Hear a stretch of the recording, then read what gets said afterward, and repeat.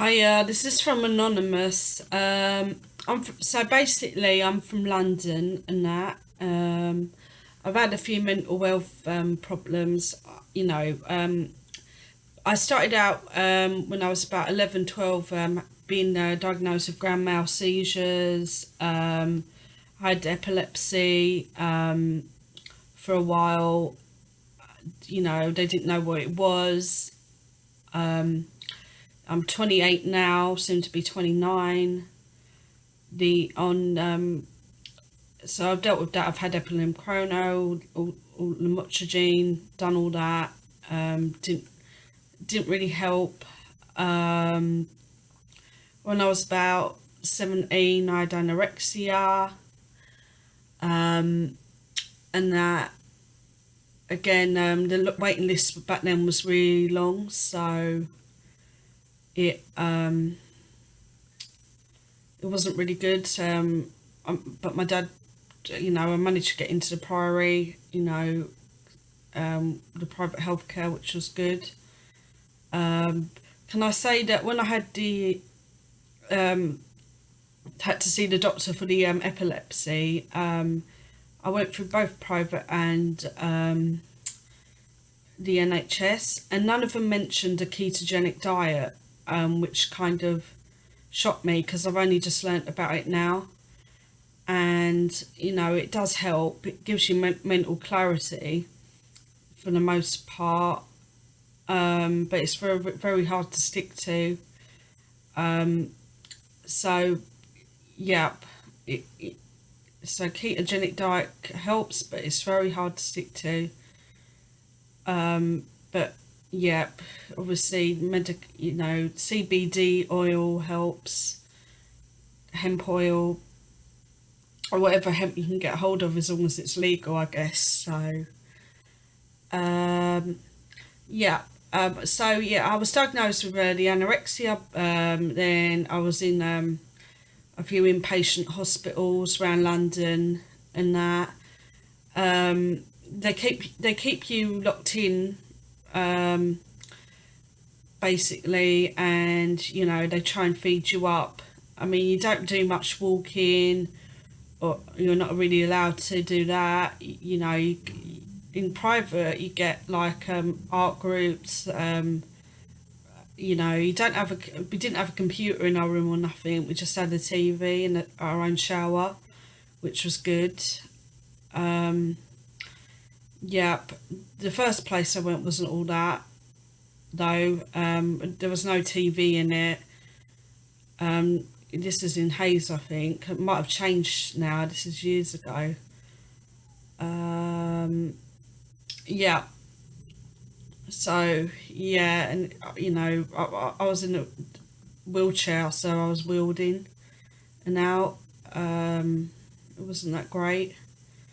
I So yeah, basically when I was in daycare for my anorexia at the time, I was, someone spotted something in me because I apparently trespassed into the staff room, which I didn't know about. It was a South African lady, I think. She looked at me and really got angry that I went into the staff room area and that, and then she wrote a letter to say that I might have Asperger's syndrome because of the behaviour she observed whilst I was in daycare for the anorexia. So then I got seen by three doctors, three different doctors, had a brain scan, was filmed. I did one half of a test, and that I didn't complete the test, and that. So I was diagnosed with Asperger's at age 20, and that this was all in the same place, the daycare and the getting diagnosed with the Asperger's. For one thing, when you have anorexia, you're going to get bone problems and that. If you're underweight, your periods are going to stop. Let's think. Those things happen. You feel like an old woman at times.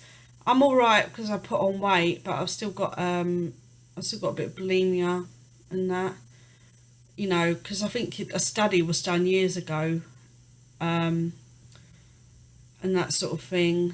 Um, yeah, yeah, where they starved those blokes and that. I'm trying to think when that was. It was ages ago. But the point is of that is just you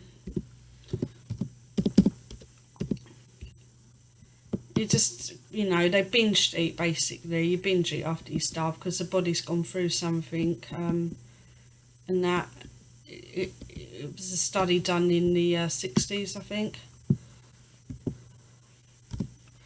And that you do binge eat, you know, because the body's gone through a trauma and that sort of thing. That's what happened to me anyway. You know, you've got to eat. Eventually with anorexia, I know at first I couldn't eat because my throat was really hurting, it was burning and that.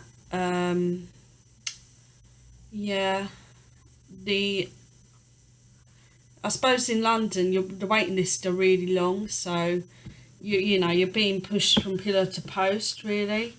You know, you have to wait to the doctor for the doctor, you know, to give the letter to the CAMS and that.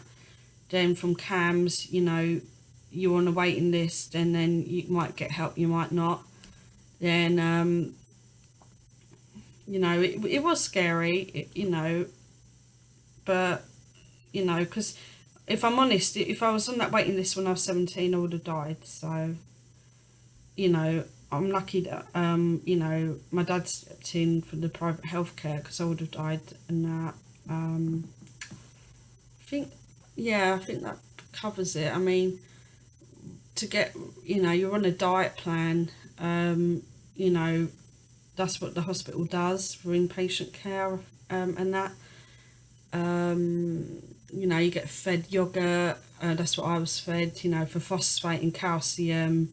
You were put on milk, you know, milk, or if you've refused to eat, you're either put on a tube or you're given 40 sip. I think there should be an organic, artificial free version of the tube feed, and that I think you can find in America. You can find it on kellysfarm.com or something, which, you know, Kate's Farm, sorry, where they do organic, you know, meal replacement and that. If I'd known at the time with the osteoporosis, I would have took bone broth to help me with my bones, because my bone density was low at the time. I don't know if it still is now, because before I went into hospital, I was hit. You know, I was run over by a car and hit in the back, so I don't know if that's got anything to do with my lower spine being low bone density. I'm not sure, so so that doesn't help. I think yeah, I think the general you know, waiting was just the hardest thing. And that back then you didn't have computers and that in your room, so you'd literally be doing other stuff like knitting. I was trying to learn a bit of Spanish. I was trying to learn all sorts of stuff, you know, to kill the time, because you're put on a 1-to-1 in the room and that, in the eating disorders bit and that, and yeah, it sucked really, you know, for you and them, I guess. Who, you know, they just stare at you, or if they're not staring at you, they, you know, they're probably bored, just as bored as you are. And that, if they're reading the book, then I think they're not doing their job. You know what I mean? And that, because I know in one priory I went to, and that they were just reading the book, you know, and they had a chair in the bloody doorway, like I was going to escape. I'm not being funny. I'm in bed. I'm on bed rest with a rubber dinghy, and that, because my bones dug into the mattress, so they put a rubber dinghy down, and I had to sit on it. And I thought, like, I'm not going anywhere. You have to bloody wheel me in a wheelchair. You know what I'm saying? Where do you think I'm gonna go? you know, and you're waiting for 2 weeks. I couldn't sleep because the staff were coming in and out, and the lights blaring. If you did plan on getting to sleep, they will soon wake you up because they do changeovers. They just stare at me like I'm some sort of a zoo animal, and that.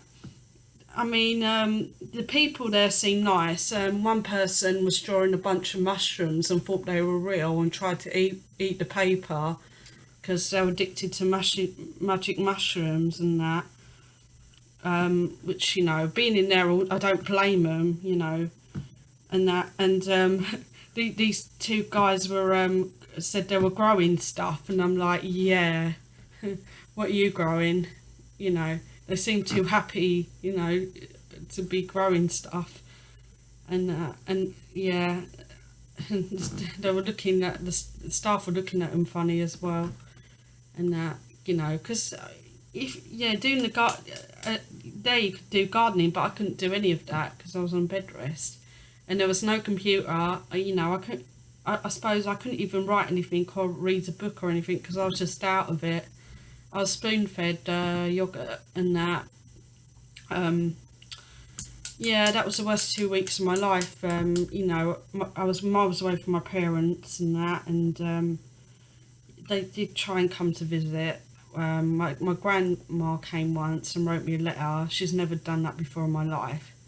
And she said something like, I hope there's some stuff to do on the agenda. Because I thought I was going to be staying at that particular priory, but, I wasn't, thank God, because it wasn't specialist, there were not, there were nice people there. There were some drug addicts, people with depression, alcoholics, children that have probably been messed around with, and let's think, manic depressives, schizophrenics, you get a whole variety of people in there, it was nice when they let me in their room, so I got to hear a lot of stories, you know what I mean, and that, and they don't let you out until you've eaten. That was the rule there. You couldn't get out unless you've eaten a piece of toast or something, and that. And the staff didn't know what to do with me, and that I was, they put me on soya milk. I mean, that that's got estrogen, and they wondered why I was a bit emotional, and that was disgusting, and that I was on bloody yogurt. The diet was so boring, and that for 2 weeks. It didn't exactly fly by. Like I said, I had no TV and that. I read a few magazines. It was like being in the waiting room, only, you can't sleep and just stuck on the bed all day. That was what it was like. And you're not allowed to pin anything to the walls. Just in case you might harm yourself and that. I'm trying to think what I was allowed a radio in there and that. I wasn't allowed I didn't even have a mobile phone in there, which sucked. I mean, what was I going to do? What was I going to do with a mobile phone? Try and edge out an escape plan while they're all listening to me? Yeah. They wouldn't even let me have a shower because they said my skin was too weak. I mean, when I went to the other priory, like two weeks later, I was allowed to have a shower, I was allowed to do all that, so they obviously didn't know what they were doing in that, and I managed to not be in a wheelchair anymore, whatever, and that, because when I was there for the 2 weeks, they had me on a heart machine, and there was this one particular time apparently where they couldn't get the heartbeat, so I was transferred to another hospital. I thought I was going to die, but I didn't, thank God. And that was scary. I thought, fucking hell, I'm not going to see my parents. Sorry for swearing. Not going to see my brother again, blah, blah, blah. And that. Which was really bad, obviously. I didn't want them seeing me like this. I didn't want them to go to visit me, because I did look a bit of a fright or whatever. I mean, I didn't see it as a time. I still think I'm a Miss Piggy lookalike or something like that. Uh, yeah. Then, then I did all the priory and all that. You know, I went to the other one. The other one was a bit better. I couldn't wait to get out. I haven't had fresh air in like 4 weeks. And when I got out to the fresh air, it just felt like, oh my God, this is so good. Vitamin D is good for people, in a mental health building. And that, the big difference between NHS and the Priory is the Priory give you supplements and that. They actually include that and have decent foods. The NHS doesn't. I've been in inpatient in the NHS and the food is not all that good really. So if you've got an eating disorder, I don't think we eat it. It was always cooked food. Even in the summer, just cooked food, stodge. Nothing that looks nutritionally balanced whatsoever. Had this pudding that had a bunch of sucrose, aspirin K in it. I asked to look at the ingredients, so I didn't like that. And it had aspirin K in it, all this stuff and everything.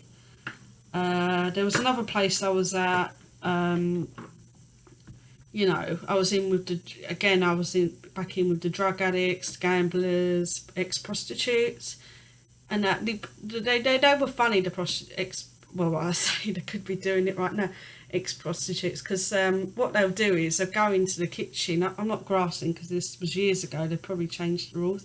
They used to meet the blokes in the kitchen, dining area, and they're like, can we stay in the dining area? And he knew what they were doing under the tables. It wasn't, if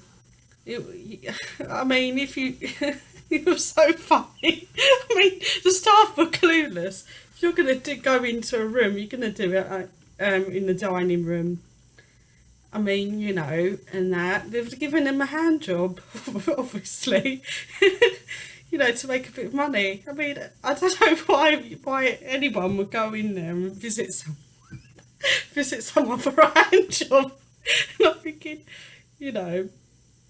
because you can't, if you're in the mental health building, sometimes they lock you in and you can't get out. So, I hope they got some relief or something from doing it. I don't know, some money. The things that go on. A guy tried to steal away another guy's shoes while they were still on his feet. You know what I mean? That was funny. What else happened? You got your perverts in there. Oh, see, one guy wanted me to sit on his lap, and I said, F you. I shouldn't have said that really, because he might have, got off or something. I don't know. I said, fuck you. And he said, come to Dad in the fall. But I had no choice to be there because they lock your room so you can't go back in. So you're stuck in there with the waiting hall. You just stare at a wall all day. There's nothing stimulating to do. It was just like a big waiting hall. And you have people drugged out of their mind or, on medication, like compliant vegetables, where the staff are busy typing away and that. And the guy telling you about his life story and everything. And I've been in there, I think I was in there 3 times and it never changes. You're just sitting there waiting. The only fresh air you get really in the first couple of weeks is you could get an escort to escort you out, but if the staff are overstretched you don't get that because they think you're going to do something stupid like get some fresh air, and that you can't sleep in there. It's because the lights are always on. They even shine a torch through your room just to make sure you're not doing anything, like trying to get some sleep. They don't, you know, the diet was, you know, at night at 8 o'clock you just get some toast, and that's you know, and that, and hot chocolate, you know, and that yeah, it was horrible. I didn't sleep for weeks on end, and that, because the staff are walking up and down the hallways, and that, and you get people, you know, that can't sleep, and they've got, you know, obviously they've got mental health problems, so they're screaming, "Oh, give me some earplugs, I'm not going to swallow them," like, and they make you remove all your laces off your shoes because you might strangle yourself with them. So always go into a mental health building, top tip, wear Velcro shoes. That's, you know, if you're going into a mental health building, you need those.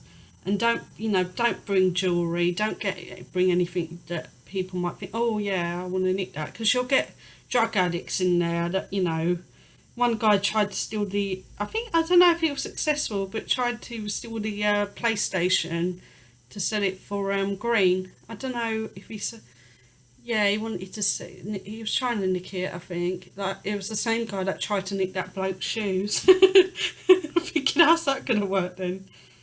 And that, I think he waited for that guy to be asleep, and I remember the guys coming up and he's saying, I don't know where my shoes are, you know, so the guy was calculated and waited till he went to sleep to nick his shoes. But I think he got them back, you know, there was a big fight, so he must have got them back. The staff are busy typing away while we've got a guy in there that has a poker cue, and that, you know, a poker cue, no, a pool cue, sorry. Yeah, broke the pool cue and started threatening everybody. Sorry, you know, when the staff were typing away, we're like, help, help, and that, and this guy's just wielding the pool cue. You know, sorry I'm laughing, but at the time it was just, because I've spoke to the guy, I've sat down with him, you know, and that, because, you know, it wasn't his fault, it's just his medication was a bit too high. And I said to him, look, you know, you've got to, you know, if you're feeling that way, don't, yeah, let someone know. But he, yeah, had a bit of a breakdown. It started threatening staff and that. He got on the pool table and broke it, so nobody could play pool anymore. We had to run into the women's room and that, and, you know, it was just, and locked the door until things calmed down and that, because we couldn't run to our rooms because they were locked. You know, they want you to get out and socialise with people that will put pool cues and stuff, and you had people trying to, yeah, you know, they were trying to, you know, do weird stuff. I mean, the men are mixed in with the women usually, so yeah, that's always a big thing, you know. And the washing machine we all had to share, and that, you know, it was horrible because, you know, you don't want to touch their clothes, you don't want to touch them, and that, and you asked them kindly to, you know, can you move your stuff, and like, F you, F you, F you. And I said, well, they're going to go mouldy if they stay in the washing machine, aren't they? They're like, well, F you, and that. Well, I said, great. And that the staff were too overstretched to notice anything. You know, so you have to wait for ages to get your stuff washed. You know, they lock your bathroom for, you know, for 3 days in case you do something stupid like take a shower, you know, and that. So you have to share the shower, and God knows I've seen all sorts in there. You know, I don't know what, someone had a condom in there. There was a condom in there, and I'm thinking, oh, great, because the beds were so overstretched, and the men were with the women. So, and I'm thinking, right, you know, it wasn't too hard to pin down who it was. I just, you know, so, and that, you know, people tried to get into my room, fuck knows what for. You know, don't go in there with anything valuable, you know, your mobile phone, keep it with you at all times. You know, you can get it charged, but they do take your mobile phones off you from memory, yeah. And that some people can't have radios in there because they'll strangle themselves with the cord and that, because you think you can't have laces on your trainers, so people might try and strangle themselves with the electric cord. You know, you get privileges though. If you're good, you get to go out more.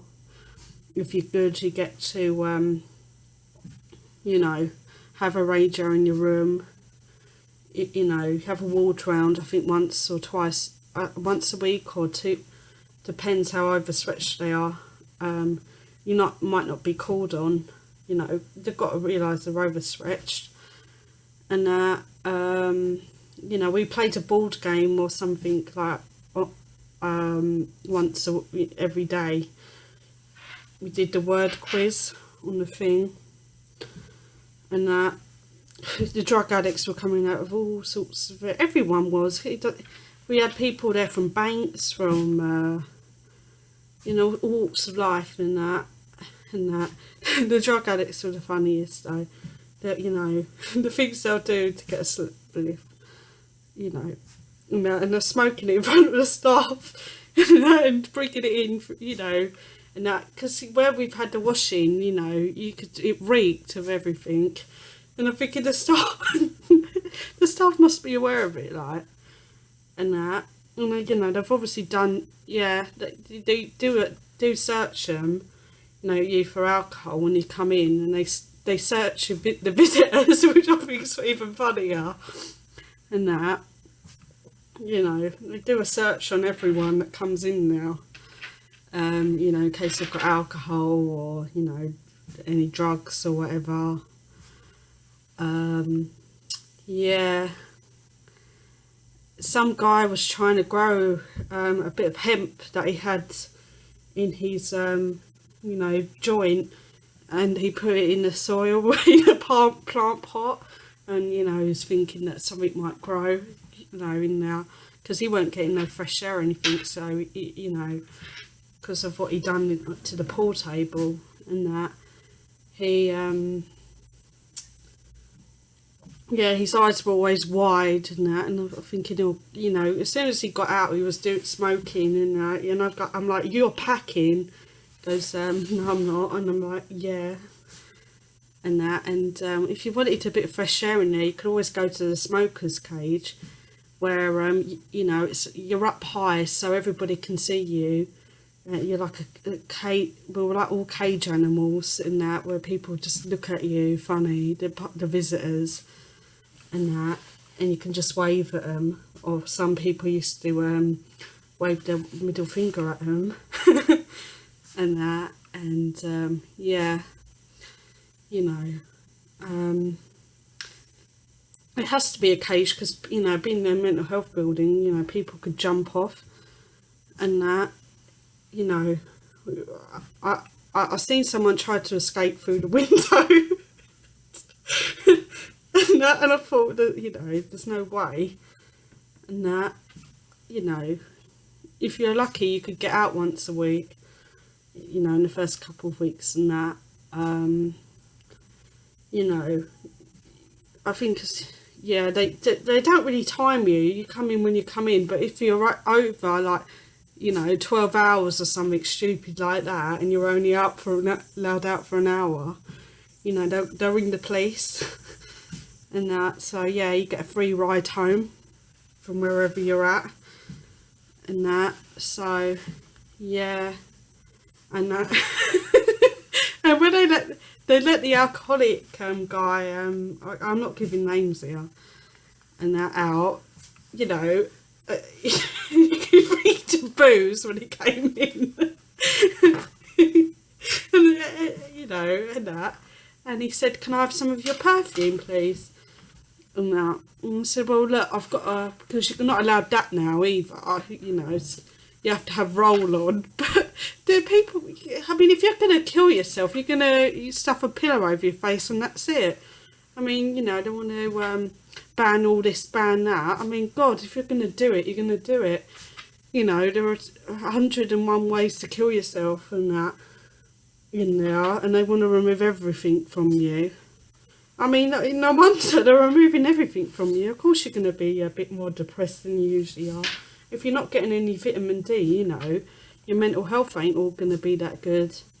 I think people need good diet in there, good supplements, like ones from the Global Healing Centre, good food, fresh air.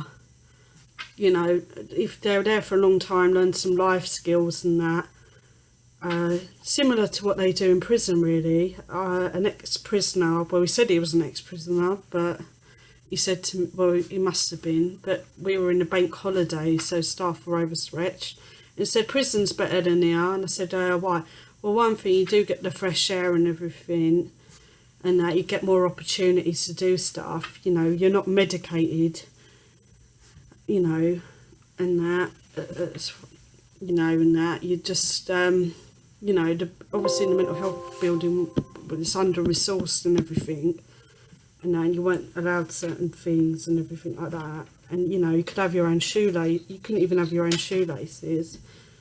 And that you could blow your nose in there without someone knowing.